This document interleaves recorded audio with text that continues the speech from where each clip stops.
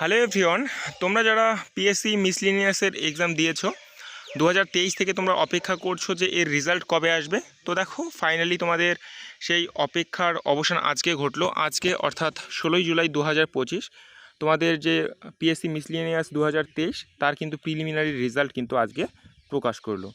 তো কতজন total pass করেছে দেখো, টোটাল পাস করেছে কিন্তু 10,229 জন কিন্তু তোমার টোটাল ক্যান্ডিডেট পাস করেছে মেইন পরীক্ষার জন্য। ঠিক আছে, তো এবার দেখে নিচ্ছি যে তোমরা কীভাবে চেক করবে।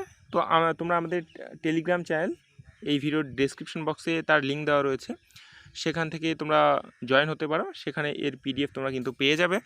সেখান থেকে গিয়ে তোমাদের রোল নম্বর অথবা তোমাদের নাম, ঠিক আছে, সার্চ করে কিন্তু তোমরা তোমাদের রেজাল্টটা দেখতে পারবে। তো এবার হচ্ছে যে প্রশ্ন যে এবার কাট অফ কত গেল।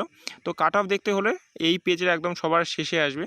ঠিক আছে, তো দেখো সবার শেষে ক্যাটাগরি ওয়াইজ কিন্তু তোমাদের যে কাট অফ, সেই কাট অফ কিন্তু দেওয়া রয়েছে। ঠিক আছে, তোমাদের 200-র মধ্যে এক্সাম হয়েছিল। জেনারেল 145 নম্বর যারা পেয়েছে তারা কিন্তু পাস করেছে। এসসি 141.5, এসটি 117, ইডব্লিউএস 134, ঠিক আছে, এমএসপি 88.5।